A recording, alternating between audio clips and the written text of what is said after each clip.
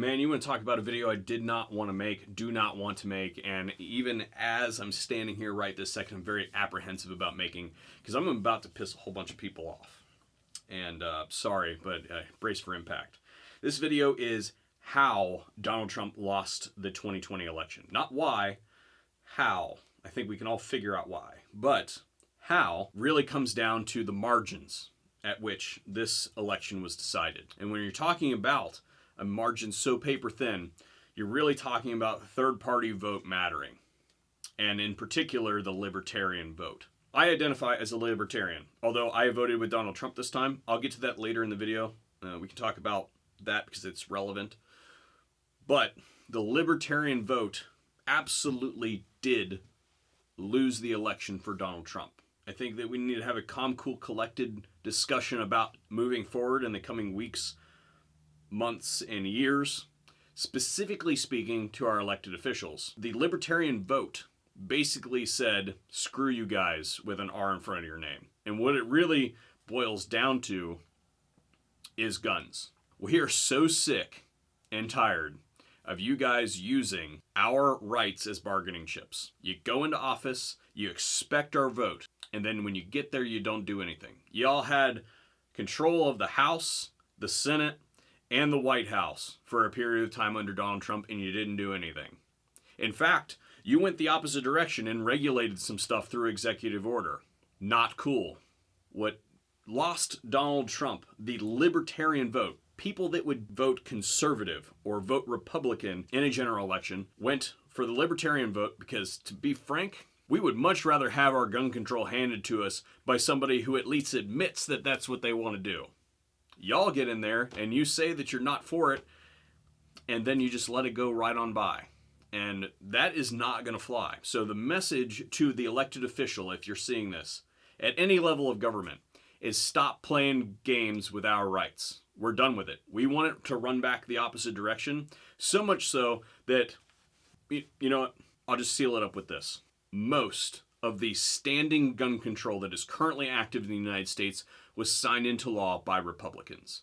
We know it, and we're tired of it. To the people, the average constituent watching this, my faithful viewers, we're going to have some fights on our hands. Now, chances are we're still going to hold on to the Senate, which means that if you do your part and are politically active and hold your legislators' feet to the fire, that their legislative agenda is dead on arrival when it comes to firearms. There's a lot of people who are first-time owners who haven't followed the laws super closely, and now they're starting to see the whole, like, hey, I own a Glock that can absolutely take a more than 10-round magazine, and I'll be a felon for that?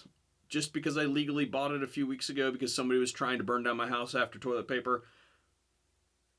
So not only in public opinion, but also the legislature will block that as long as you guys are paying attention and politically active. You will absolutely have to be politically active for the next several years. Anything that they try to ram down your throats, especially after they decide to shut the country down and put it into a depression here pretty soon, they are going to get absolutely creamed in the midterms. The next 2 years or so, you're going to have a serious fight on your hands. You better be paying attention. Which brings me to the second point of why I voted for Donald Trump, even though I identify as libertarian, and I seriously considered voting for JoJo. Because it's about guns, but it isn't about guns. The greatest existential threat to freedom in this country, I believe, is big tech. If there was a single person in this country in a position of power that had been more thoroughly abused and was vindictive enough to actually do something about it, it would have been Donald Trump. And that's why I voted for him. You have seen what the mainstream media has done to him. You have seen in this election what social media did to him. If there was anybody that was going to bring the hammer down and break up the big tech monopolies, it was going to be that dude. And that is why I went after Donald Trump. Specifically because when it relates to firearms, you have a bunch of things that prop up the firearms industry. One is the consumer base. The people who are Second Amendment minded. Just the general people. That's one. The second is the amount of money that's invested in the industry. Not only in the actual transfer and moving of the products, the manufacturing of the products, things like that, the industry, the jobs, all of that sort of stuff, but also the political side of things as far as the contributions and the like. So lots of that. The other thing is mass media related to the firearms industry. Your ability to get on the internet right now and find any information about anything that you want to find out about in relation to guns is absolutely part of it. And we have seen censorship march along steadily in this medium specifically, and it is a huge problem. And you might say, Kurt, well, you know, they're a private entity and they could do whatever the heck they want. Yeah, the phone company is a private entity. They don't have the right to shut your phone off just because they don't like what you're saying on it. Writing something on the internet is equivalent to standing on the street corner and spouting some bullshit. Okay, you have every right to do it. And thus far, companies have played both sides of the fence. A publisher and a public forum. It's illegal. They literally cannot do it. And if there is one thing that I have ever advocated, I'm like the most limited government type of person that you could possibly get. If there's one thing that I want the government to do, it's come after big tech and their ability. I think that everybody has seen it, whether it is directly changing the mind of somebody could be questionable.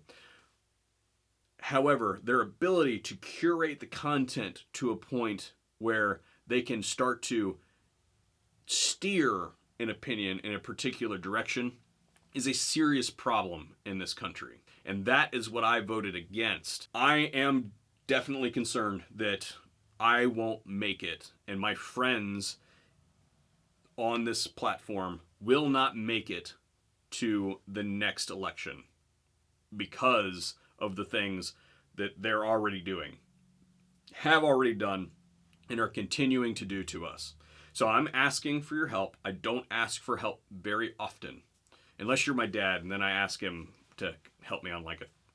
But that's okay, right? Because he calls me up all the time. Hey, I buried a machine. I need your help pulling it out. So that's totally quid pro quo, right? And besides, I'm supposed to take care of my elders anyway.